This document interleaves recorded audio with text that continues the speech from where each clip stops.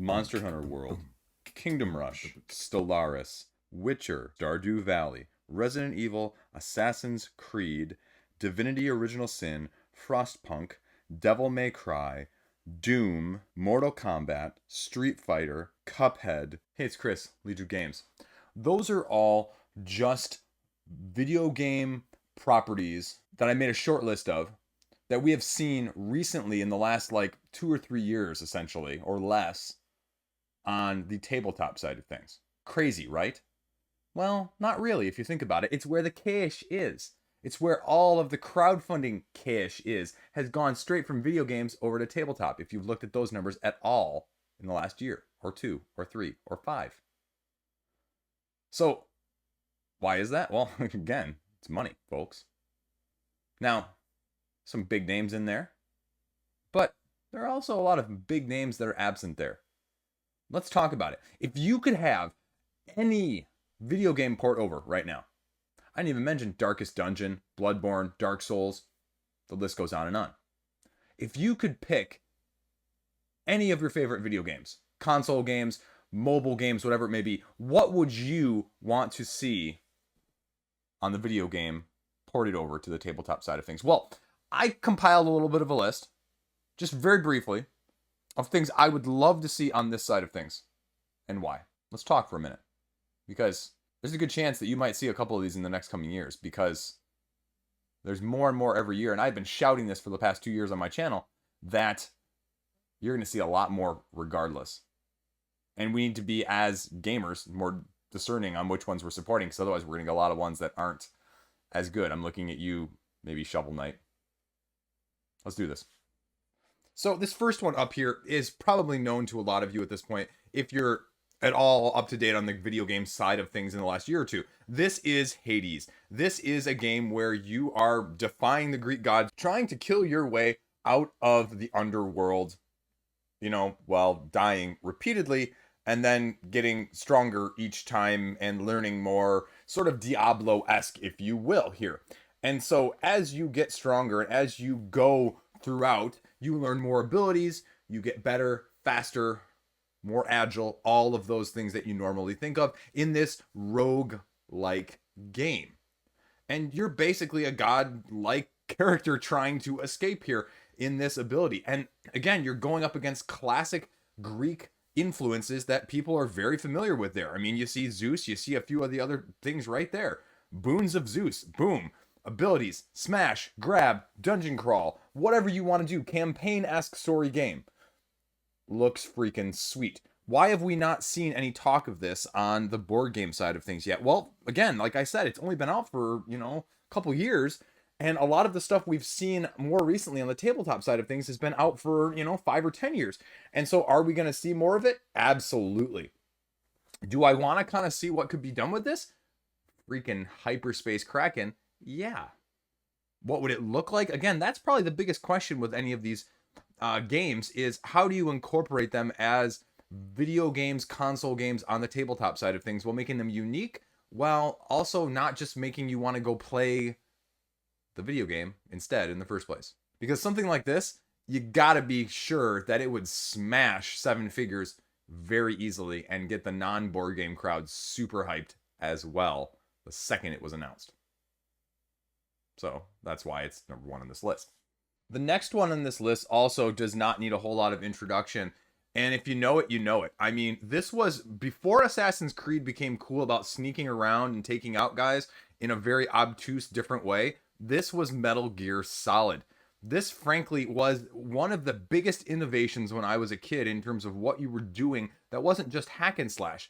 I mean, the alert system, the story, it was all amazing. Stuff that had not really been seen before prior to it. Now, again, obviously, this is the original and the graphics don't hold up, but you can get other newer versions as well. And the newer versions, they look freaking sweet in addition to that.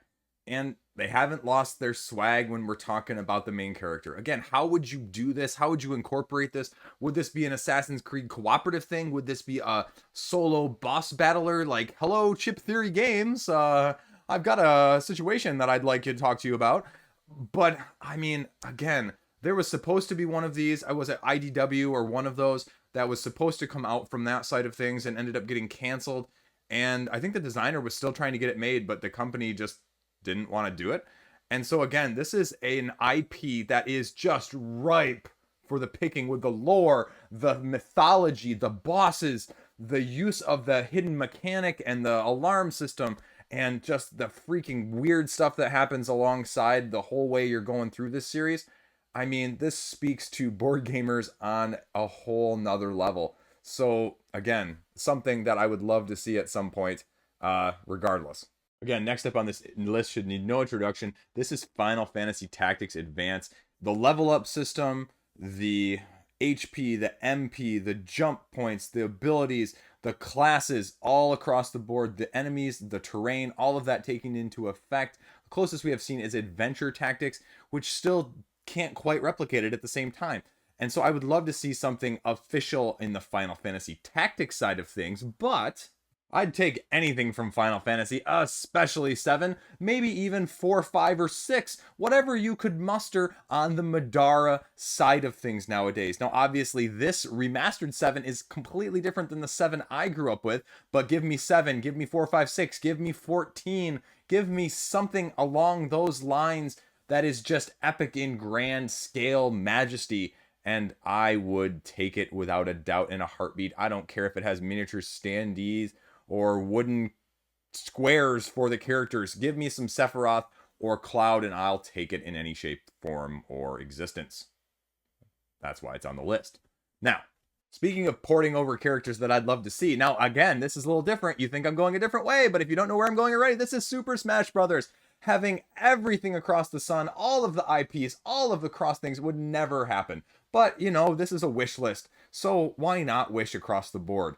Because if they can do it Nintendo-wise, why can't Nintendo port it to the tabletop? I would love to see this. And look at this. We've already talked about half these characters. So it would be freaking sweet. And the upcoming game, Iconoclash, is sort of trying to do the same thing. But only these are all the characters we grew up with that we're still playing alongside of and that we just love for all of the various reasons. So I just can't go against it from that side of things. And I'd love to see what you could do creatively on the tabletop side with so much Smash Brothers availability. Now, going back to one of those characters we just saw a glimpse of there, Samus Aran, Metroid, Metroidvania. This is what we're talking about when we talk about this, right? What can you do with a universe that is as deep and rich as Metroid, with the different mechanics that they have thrown in, with the retro now of Metroid Dread, with some of the first person that they did years ago, and everything in between, with the Metroids themselves and how they can interact and work with you or against you. And the upgradable suits, I mean, again, Chip Theory Games, hello, I have a great solo game that I'm thinking of putting on the tabletop, right? So that's what I'd love to see. And again, I mean, just to be able to do this sort of thing and go around, collect things, scavenge, explore. I don't know if you can do these rogue-like games really well, but I think if you've seen anything with like the latest Darkest Dungeon and hopefully the upcoming Slay the Spire, people are getting creative and we're going to see a little bit more of what they can do. And so hopefully this won't be the last time we see Samus in any aspect. Now, this one's a little bit of an oddball. It's a little bit of an odd duck, sort of like Super Smash Brothers. But if you're familiar with this, this is Kingdom Hearts, where you've got your Disney, you've got your epic fantasy all thrown into one with a unique adventure system. And again, all of the Disney characters and properties that you're used to seeing and interacting with on the big screen, but now getting to fight alongside of them. The only thing I've seen is the OP Kingdom Hearts Perilous Pursuit, and I think there's a Talisman game as well, neither of which really capture the true majesty of the Keyblades and the whole system in general, sort of like a couple of the other RPGs on this list. And again, with the unique mechanics that this brings that the other games don't have, and again, the characters that you're more familiar with, this is an easy cash grab from that side of things as well. So I have no clue what this would look like or how you would do this, but that's why you've got creative game designers that are out there doing this thing all sorts of the time anyway. So, is it magic? Oh, it looks like magic, literally and metaphorically speaking. And there you go. Look, no doubt I'm playing with a little bit of nostalgia, but if you know what this little clock going back and forth is, you grew up at the same time on SNES that I did. And that's C for Chrono and T for Trigger. One of the best RPGs ever made. I will fight you in the comment section on that from Square. Period.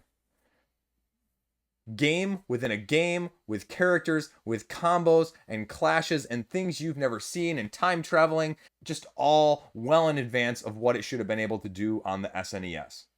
This is truly a game where time tested story beats graphics, where you would be still happy to play this game today and it would hold up. It just does things in a different way. You get to experience everything all over again. And again, you can go in so many different ways with this, with all of the various aspects that are incorporated from an RPG, Madara, Bloodborne, Storm Sunder side of things, that it would be amazing. You could just do the game itself and that'd be freaking sweet in the first place.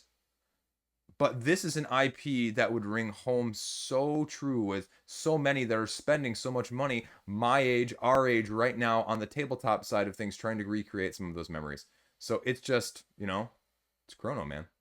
Now, next up, no list would be complete without something a little bit Pokemon. And this is gameplay from the newest upcoming Switch game, Arceus, which is sort of the open world exploration within one of the old lands. I think Johto maybe. And so it's just going to be an interesting twist on things because it's not the same old top down sort of thing.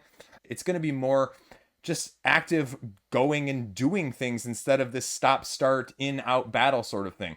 And I'm really interested to see what they can do with this. But you know what? I would settle for just like a Pokemon Red, Blue, Green, Yellow, Pearl, Diamond, gold, silver, aquamarine, emerald, ruby. Which one of those isn't actually the game? You don't know because they're all probably true except for aquamarine. That's the one. But I mean, that's the sort of thing that you could do so much with Pokemon. People are trying to replicate it a little bit. There's not really been anything that's done a good job or justifiably putting Pokemon on the tabletop scene of things. And so I would love this. You could do like an Exceed style thing even. Imagine Exceed as a Pokemon game and you just had these Pokemon, like you'd have to be careful about which evolutions and whatnot, but look at that Snorlax attacking. Look at that stuff. That's awesome. So you could do something open world like this too. I have no idea. Again, people smarter than me make this happen. I mean, give me some Pokemon on the tabletop that's worthwhile and worth spending my money on. Holy crap, I would buy it in a heartbeat. My kids would be all over it too. Now, with this next one, I'm going to go a little off the wall, but you'll understand when we talk about the concept. And if you're not familiar with this is Psychonauts. Psychonauts is you're basically a kid with psychic powers, and you're trying to become a psychic spy, and you go around trying to do things to help other people, solve puzzles, complete adventures, and just sort of have fun with your psychic abilities by going into other people's minds. And again, it's doing something in a completely different route. There are so many ways that you could take this with the psychic powers, with the going into people's minds, with the interactions, with just the adventuring system. I have no idea, again, what you could do with this, but it looks so unique that I just look at this and I go, wow, the potential to do something on the market for a game like this on the tabletop would be immense. And again, the creativity, the imagination that went into the original game, I think you could see equally something on the tabletop. So I think you're going to see more like this in the future as well that are a little bit outside of the normal bounds. Now, the last one on this list needs little introduction as well, but I'm going to put it in here anyway. Is this look familiar to anyone, Commander? Oh, that's right. This is Mass Effect. You've seen all the sequels. You've probably heard about them. Again, story-driven, space narrative, battling, action, combat, everything that you want out of a big epic series. And think of all the directions, again, you could take this. Do you take the macro? Do you take the missions? Do you take the narrative? Do you do more Gears of War? Do you do more Stellaris, Voidfall, Twilight Imperium? How on earth do you want to make that? What scope do you want to look at it like? Sort of like how people are doing Dune right now, if you imagine it from that side of things. How many different ways are people doing Dune currently in terms of the gameplay?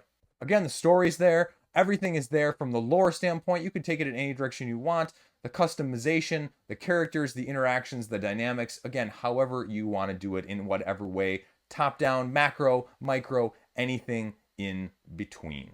So again, these are just the ones that came off the top of my head as 10 games. Other things like Red Dead Redemption, or more recent indie hits like Subnautica. What you could do from those aspects creatively, we're seeing on the indie video game side of things. I mean, again, Slay the Spire, to mention that.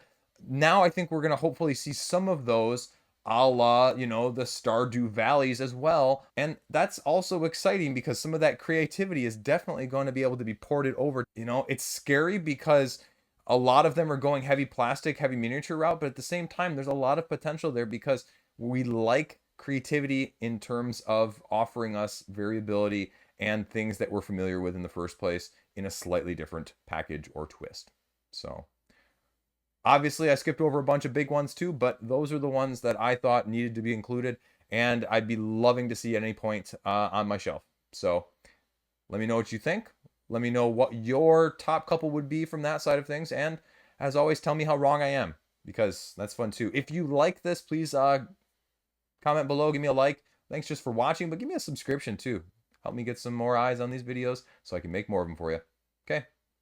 As always, thanks for watching. Stay classy. I'll see you around, hopefully. Man, that reminds me, I gotta go play Slay the Spire. Although it's a little late to start playing it right now tonight. So maybe tomorrow some more. Yeah. The kid's addicted to Captain Toad's little spatial puzzle game now, so we gotta get that, or it's either that or Mario Maker 2. Trying to decide between the two at this point. I don't know. Pros and cons on each side.